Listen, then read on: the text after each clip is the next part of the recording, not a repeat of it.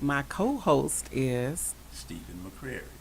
and we are kicking it. So, today, what we wanted to do is come to you, and we just wanted to really introduce ourselves.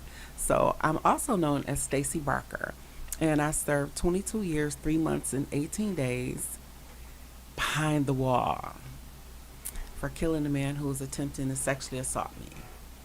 But thanks to Judge Damon Keith, he made me one of the first women in the state of Michigan to ever have a mandatory life sentence totally vacated by the federal court. How about that? So, I've been home for 14 years now, doing great things. And my comrade across from me, Stephen. I was incarcerated for 41 years. 41 years and 3 days. so what's that, like 63 years between the two of us? It's incredible. Incredible. But I think what's even more incredible is where we are today in our lives. Definitely. Far too many people go to prison. Mm-hmm. But what do they do when they come out? Period. Struggle a great deal. Probably far too much. I agree. I think a lot of times it's due to them burning bridges for whatever reason, and they don't have the positive structure to come out here to. Because I don't care what anybody says, you definitely need a support system. You need a team, a village to help you get safely assimilated back into society. And that's what we want to do with this show. Our goal is to help those coming out of prison and to help youngsters or stopping youngsters from going to prison. And so that is, I think, the premise of this show. Who can we help and how can we help? Exactly. So, So I am supposed to read the station ID. So I have to tell everyone you're watching Kicking It with Steve and Stacy live, streaming on Facebook, YouTube, Twitch, and Twitter, and other top social media platforms. So please like, follow, share, comment, and subscribe. And thank you for watching WJZZ Cool TV, which is the coolest station in the world. I think you need to put your baritone voice on when you say that. Look, thank you. Look, the coolest. You gotta juice it up some. The coolest station in the world. Yes. Now you sound like Butterball Jr.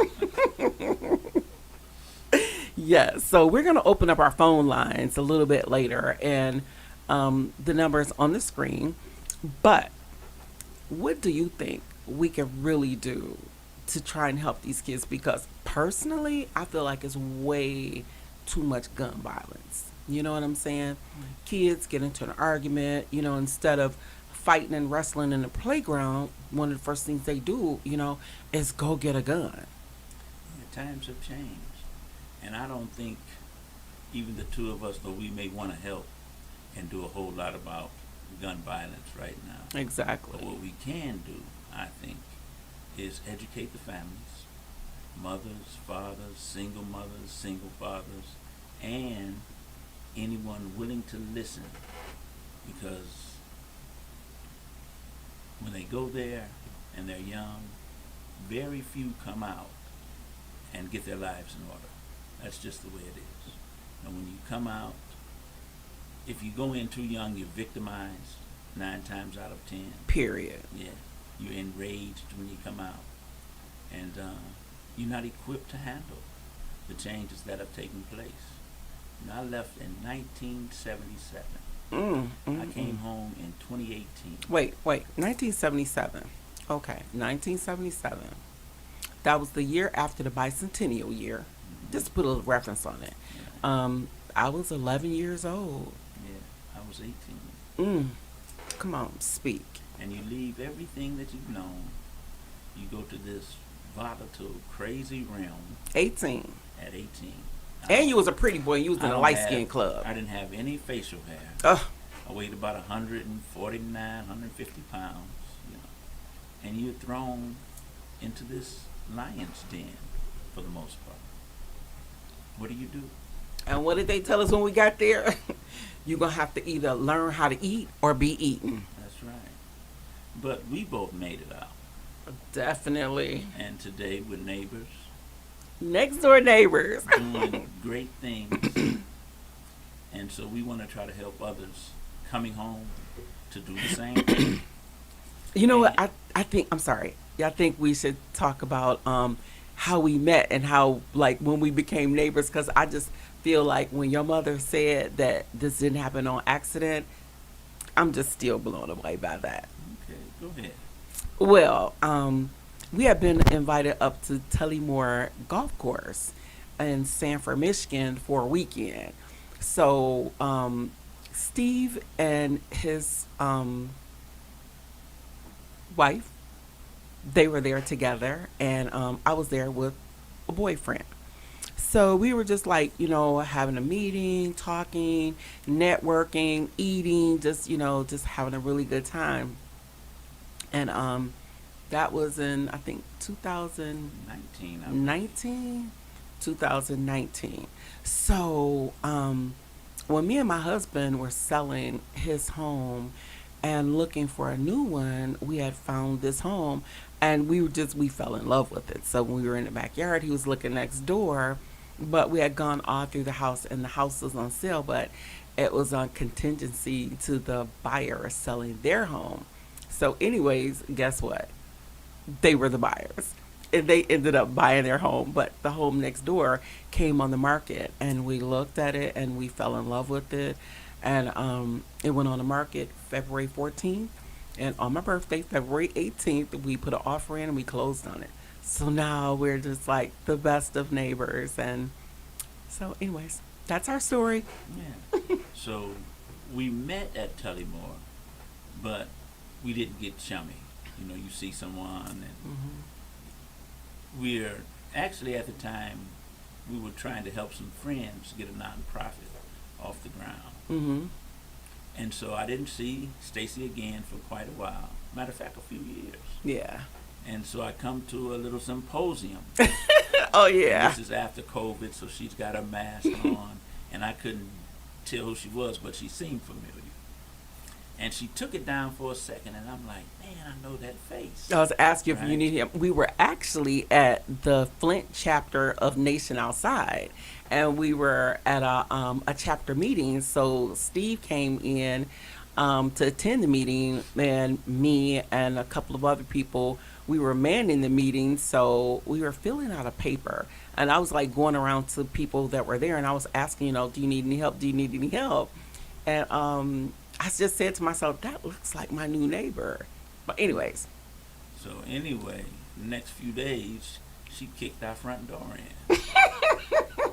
She knocked. I opened the door. She barged her way in.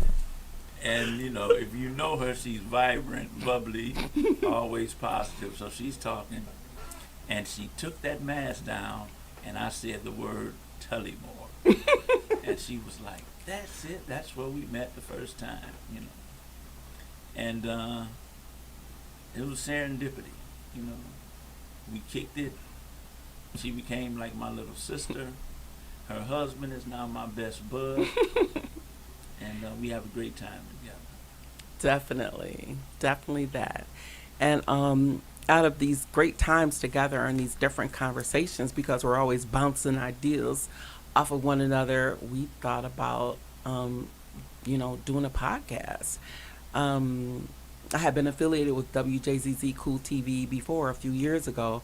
Me and a couple of friends, Bruce and Roz, we had a show on the Weed TV channel. And one of my girls, Trina, she had another show, but it just, I don't know, I guess, it just wasn't my time. You know what I'm saying? Because I ended up, backing out and, I just, I was just doing other things. But when we were talking about this, and I called my dear friend Roger, who I've known since way back when, and we just came together to do this show because we think, no, I'm not going to say we think, we know we have a lot to offer the public. We have a lot to offer the community, and we're going to be doing great things because we're both givers, and we both well, I'm not going to say he wants to, but I want to change the world one person at a time. But, it's like I don't know, we just feel strongly about a lot of things. But one thing we really feel strongly about is helping these kids, these juveniles, because it's just too much. You know what I'm saying? Every time I hear about a child being killed, or those two kids that were found in the freezer at the King homes. It's just too much. I just feel like, our babies are dying at a rate that's just far greater than it's ever been. And we have to do something. And we both are from Detroit. I was raised on Detroit's east side.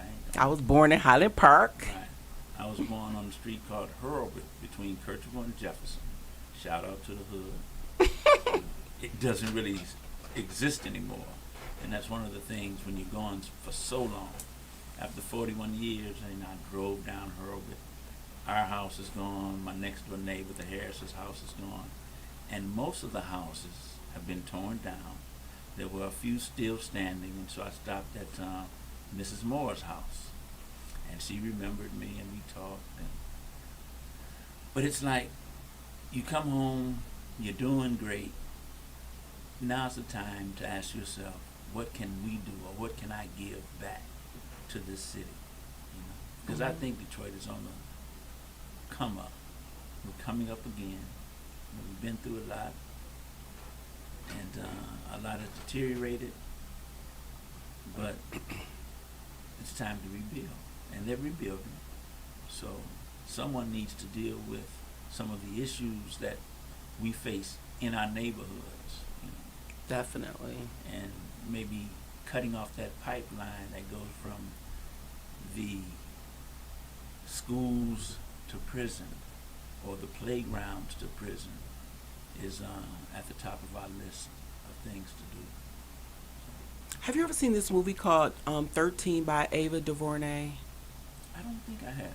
Oh my goodness, you have to see it. When you just said that, it's just unbelievable. It was, I think it was situated around the prison pipeline, but yeah, but we definitely have to see that. But I was born in Highland Park, and I was living on Montgomery between Dexter and Wildermere. All right. And when I came home, one of the first things I really wanted to do was go to the cemetery, because I lost my mother, my father, my grandmother, and my uncle while I was there. And I couldn't go to anybody's funeral because I had a mandatory life sentence. And my father, I had won my appeal, and my custody level had been dropped by then. So I was able to go to my father's funeral.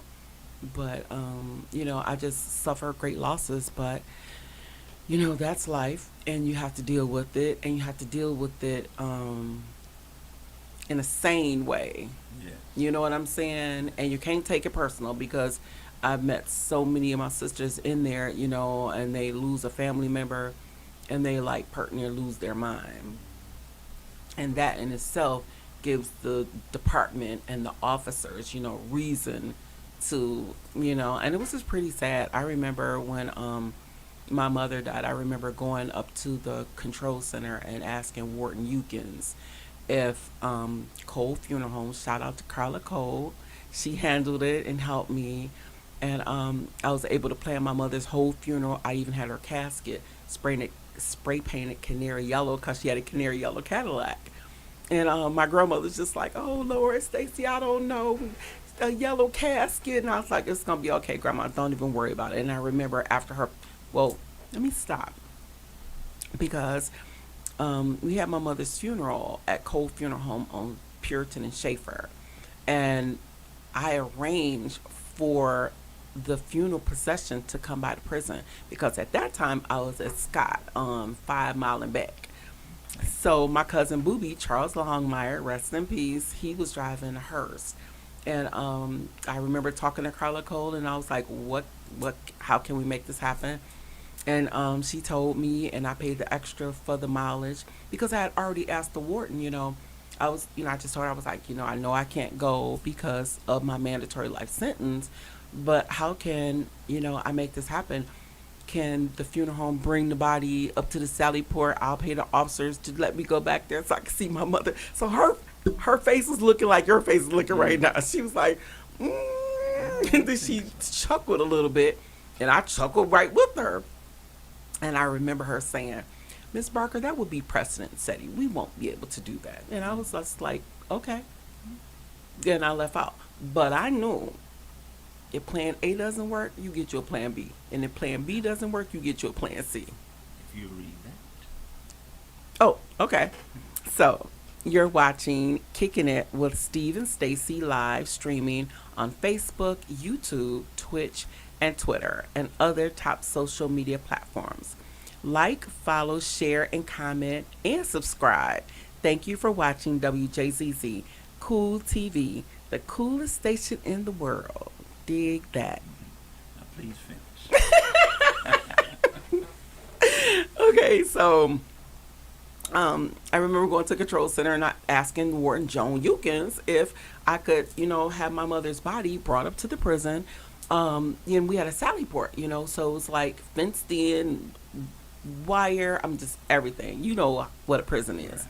So she giggled and she said that would be precedent setting. So I was just like, okay, well, thank you for listening. And I just walked back to my unit.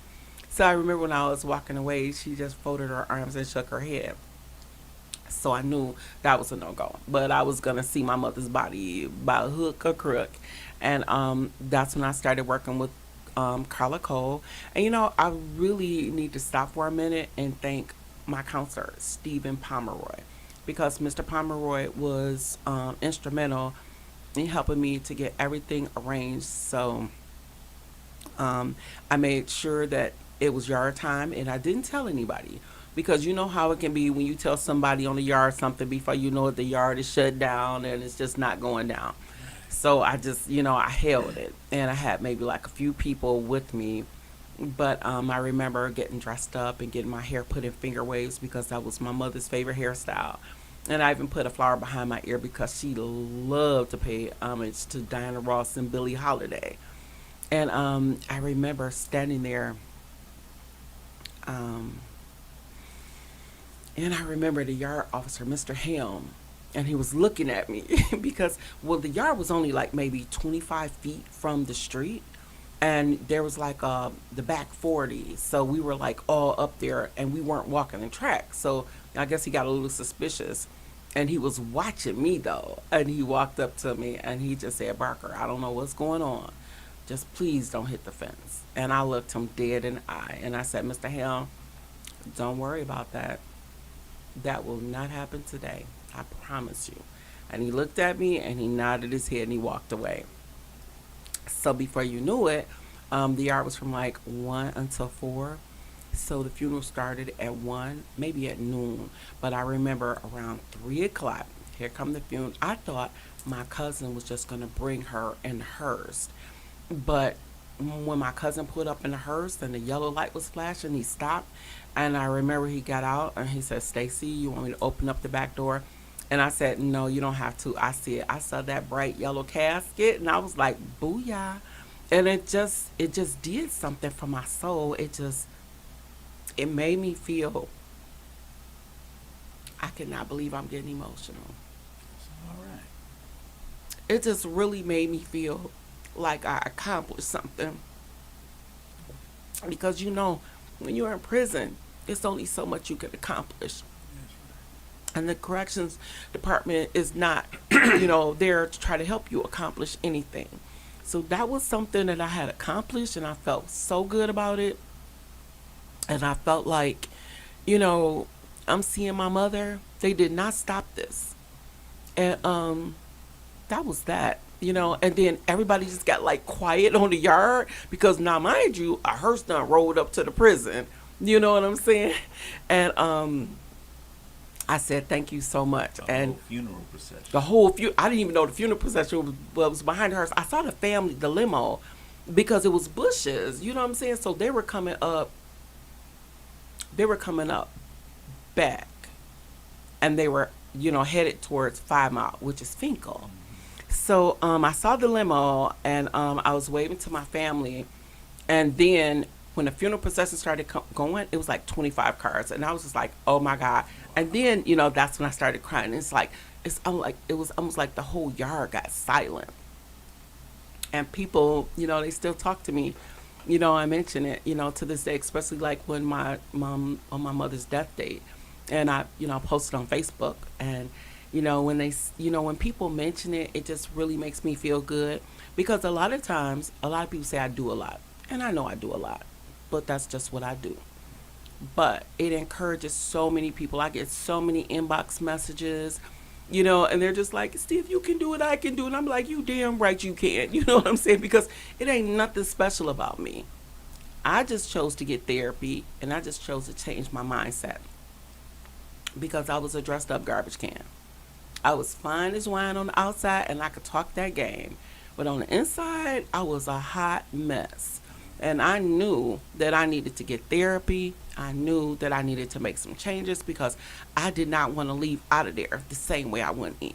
And that was the bottom line. You know what I'm saying?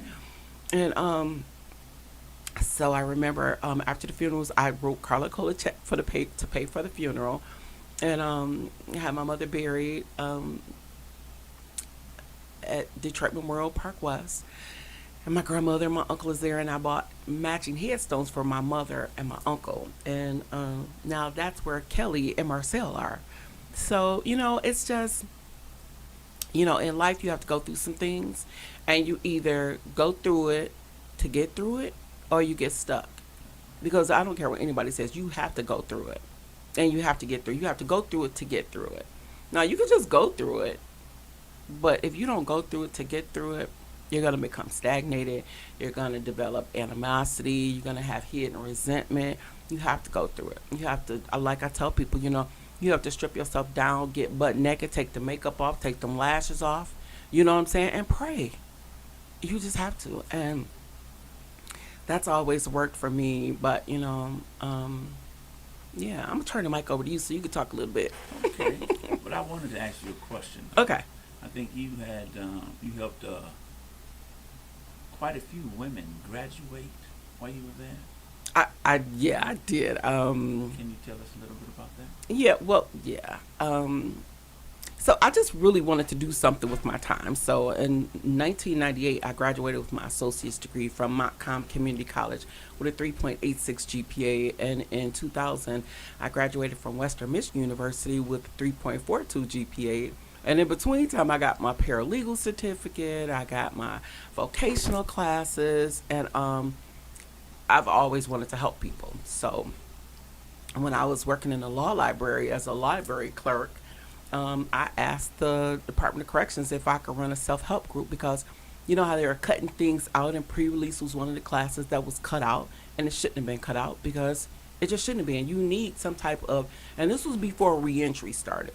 So you needed some type of pre-release to get you prepared for the outside, especially the people who had long indeterminate sentences. So you mean to tell me a person has done 20 years, you're just going to release them out to the public with no skills, no nothing.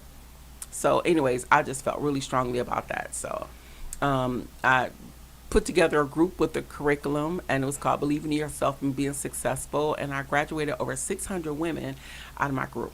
Okay.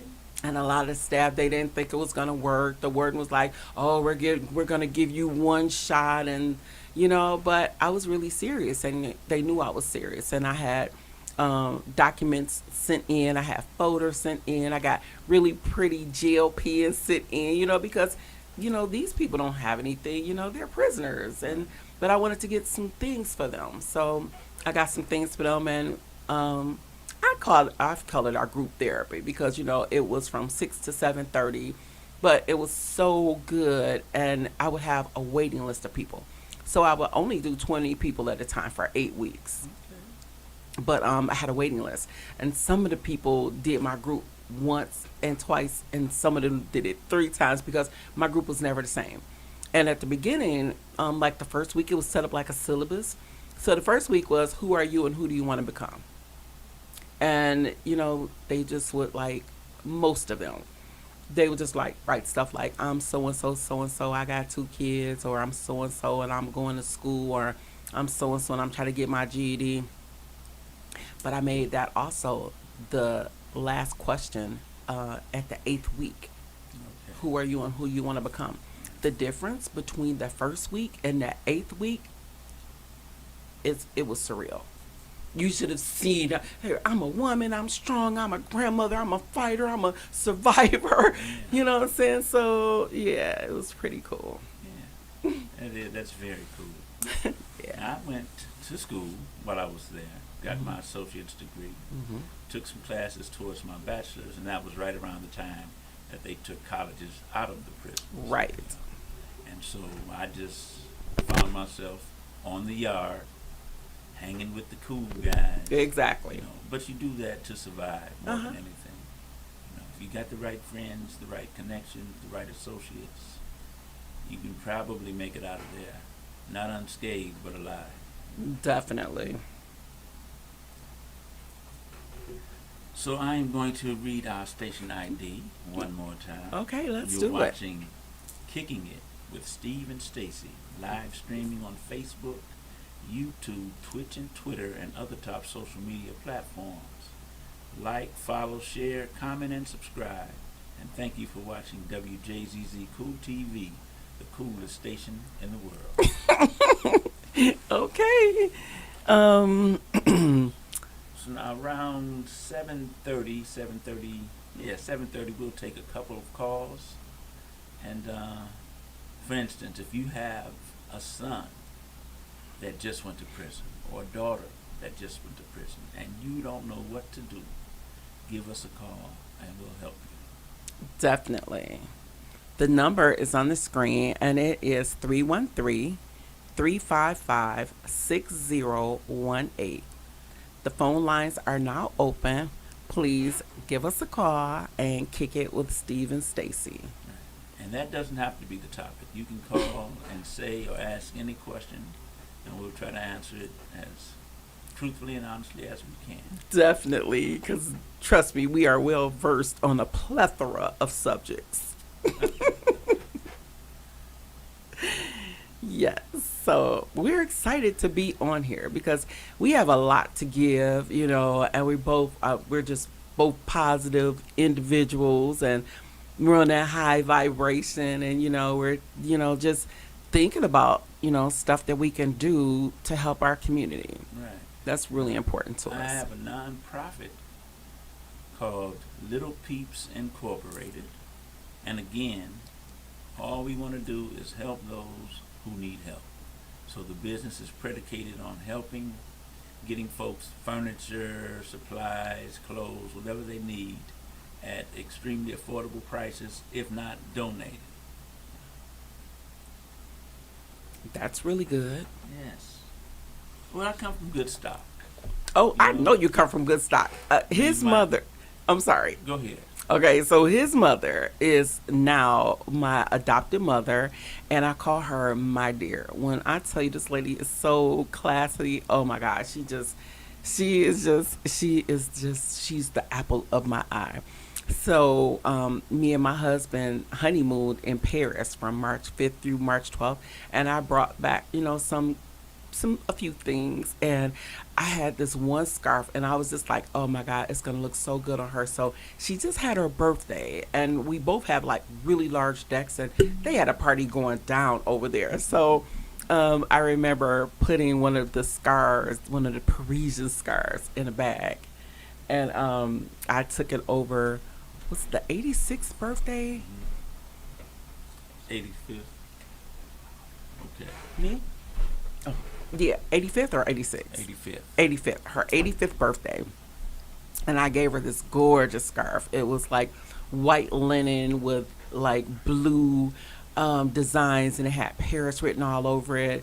And did she go to New Hampshire or up north when she took the No, ferry? she went to Wisconsin. Wisconsin, and she went up there to visit her son. And she showed me these pictures. Oh my God! If you could have seen her, she had on this blue linen dress with short sleeves, and it was like A-line. And then she had on these these wedge heels with blue linen, and the scarf went perfectly. And it just really made me feel so good. It was just so nice just to sit and talk with her. So I remember when she told me that I was going to be her adopted daughter, and she has 7 children. So the seventh child was there, and I remember saying, "You're number 7. I'm number 8." But anyway, it's just, yeah, it's just a beautiful feeling, to just meet people, and to be able to just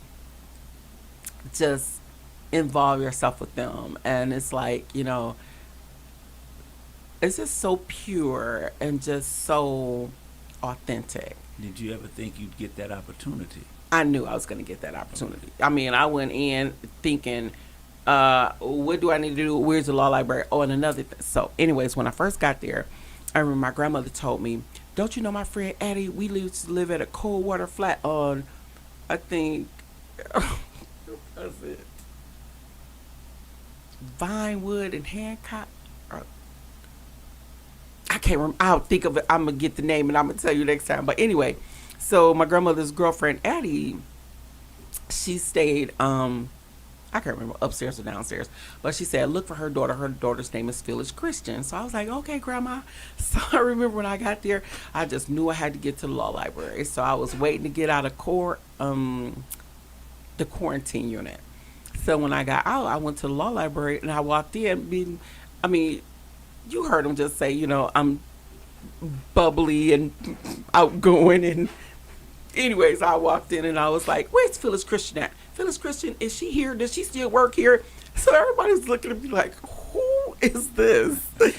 So I remember this young lady, well, she wasn't a young lady. She's like my mother's age because they grew up together.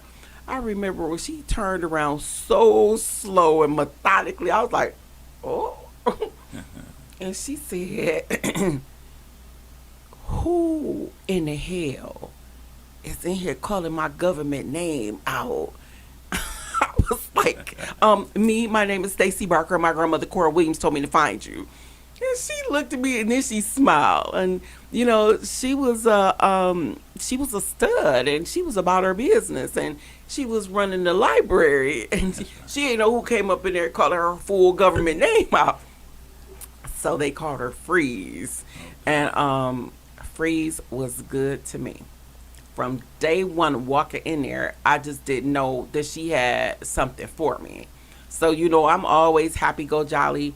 She brought these like big binders, like maybe 4 of them. And they had all of these laminated pages. And I'm like, what is this? She's like, I want you to sit your little pretty ass over there. And I want you to read this. These are the policies and the procedures for the Michigan Department of Corrections and the operating procedures. And I was like, oh. And she looked at me dead in the eye. And she said, you here and you don't know how long you're going to be here. And one thing you need to do is familiarize yourself with the rules because ignorance is not an excuse. That's right. And when she said that, it's like, I don't know, she just shook something up in me. And I looked at her and I said, you're right. Because, it had already been given like little warnings, like, you're not supposed to be standing over there, and somebody's on the phone. You're not supposed to stand there and wait for the phone. And, you got to put just little stuff, you know what I'm saying, that I needed to know.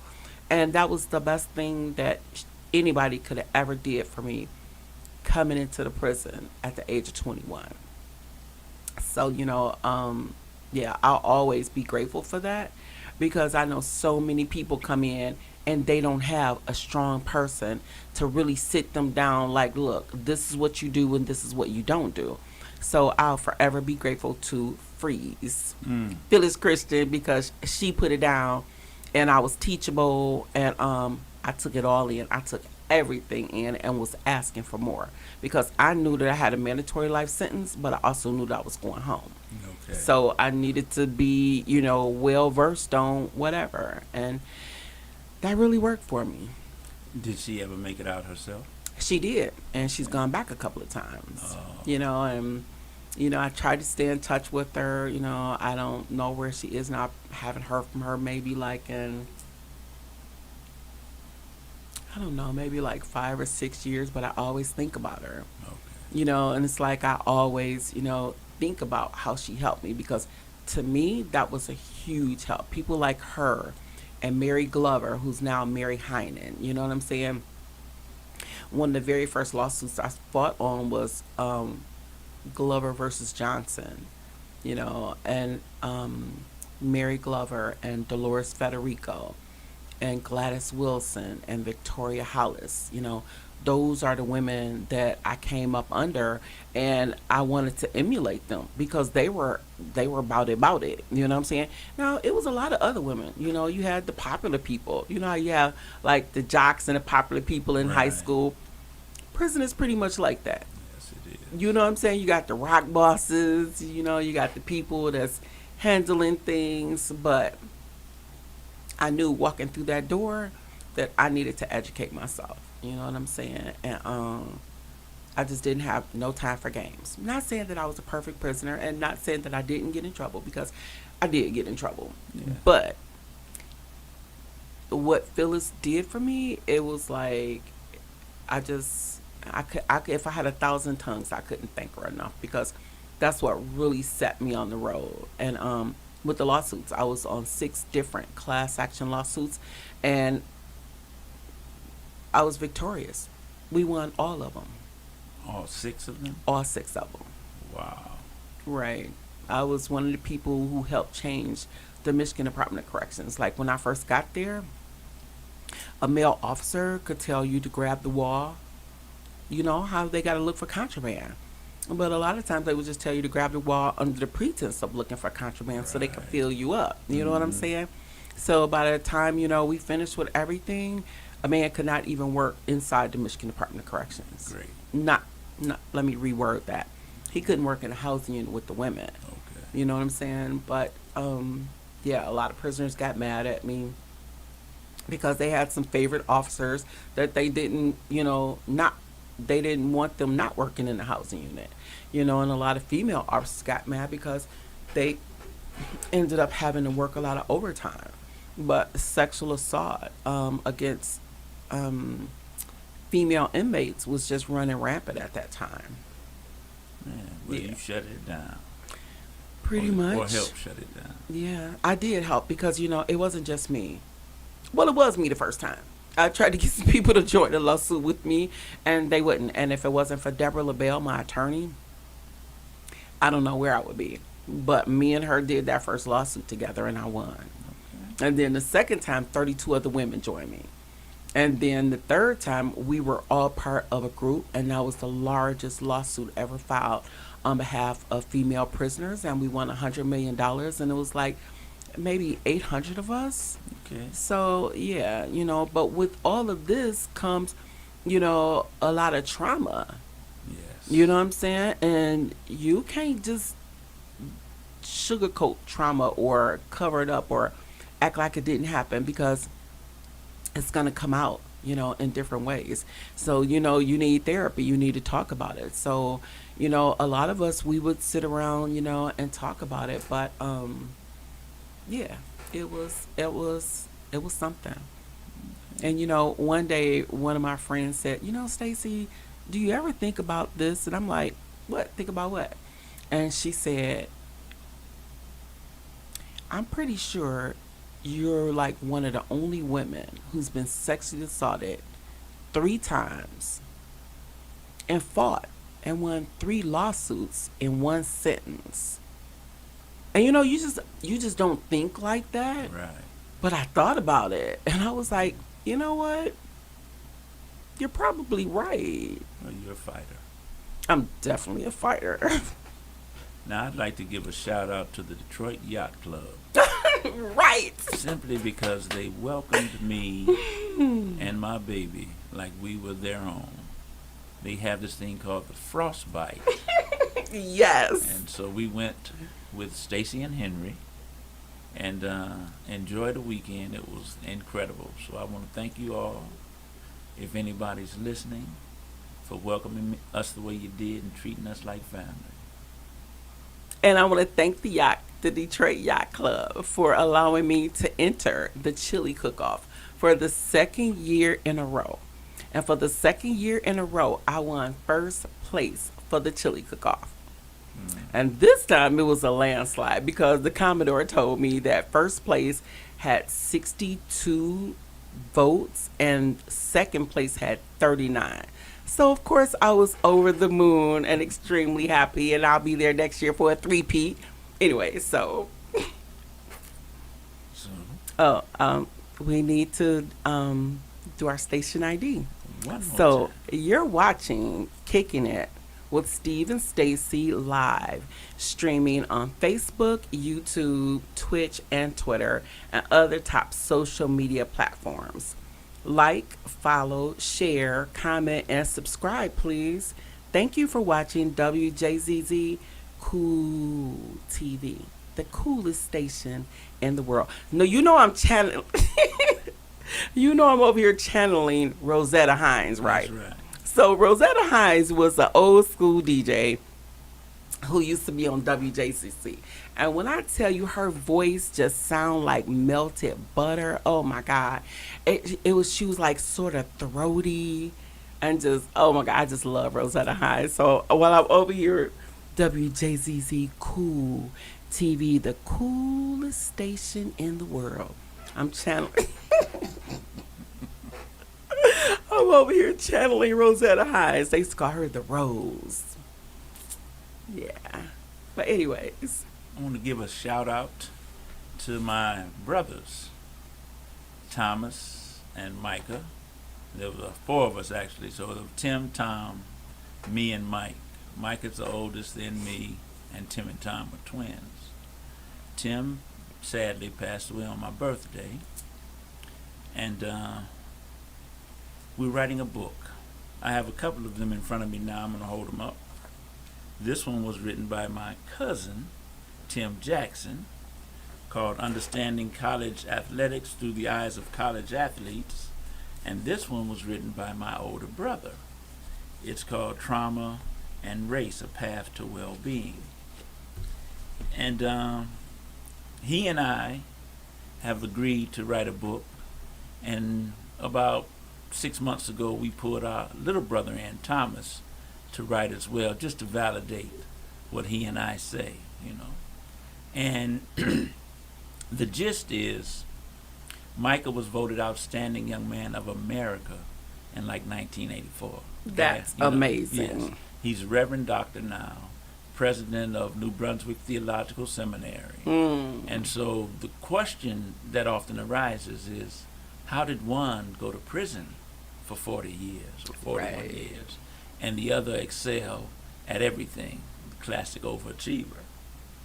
And so the book will deal with our lives and the trauma that we all went through and how we deal with it. You know, because a lot of what we do is based on what happens. You know, there are little things that happen in your lives and you may not think it's a big deal, but it shapes you and sends you down paths that if you're not strong enough, you run down or race down or tumble down and you find yourself in an entirely different world. So, yes, hit like, subscribe, and let me know what you think about the book and some of the things that we should cover in it. Definitely, we got to get some callers so they can ask you some questions. I wanted to shout out Nation Outside.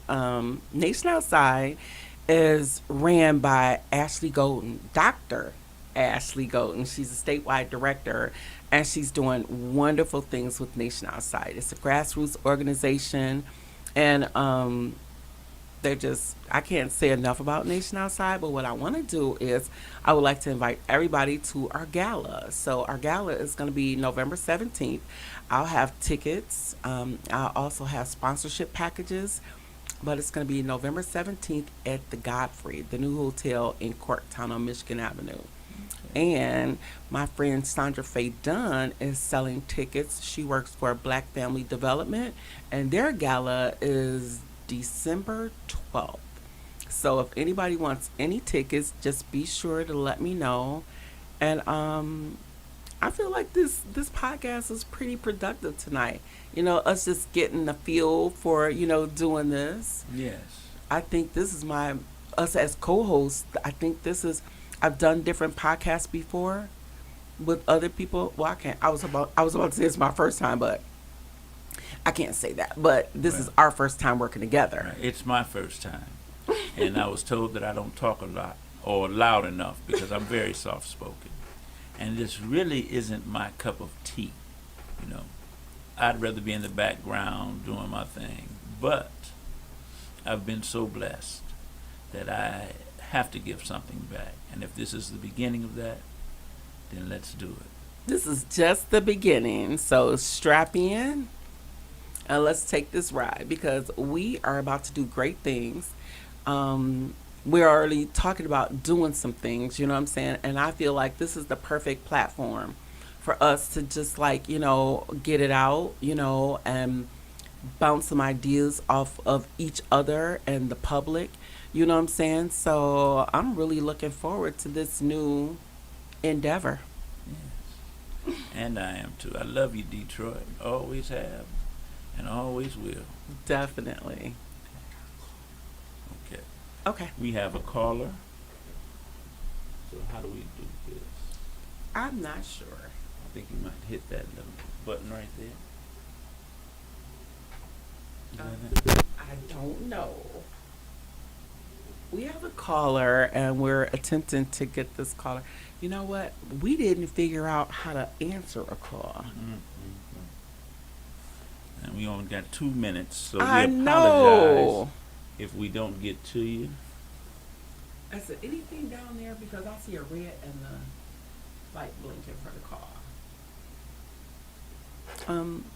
We don't know how to answer the call. Sorry. That is sad. We're live, but if we could have some assistance in here so we could answer this call, we'd really appreciate it. Wow. Oh, we're going to get this figured out. Let me see. No, it's got to be that. I'm thinking. What do you do? Hello? Okay, so this is live radio, you all. And we are attempting to answer a And call. we apologize to this caller. We definitely apologize to this caller because we're trying to get it figured out. Oh, here it is. Oh, here we I go. think that's it. We have a caller.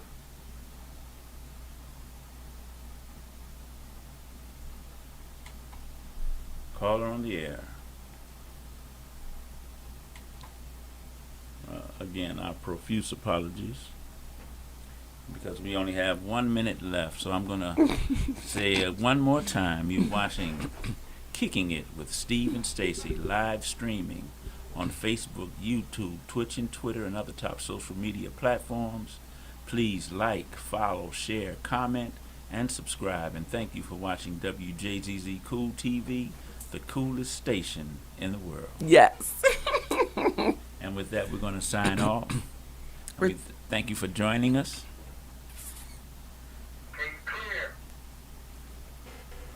Clear. I want to know who that caller was and why didn't we figure out how to answer the call? He said, but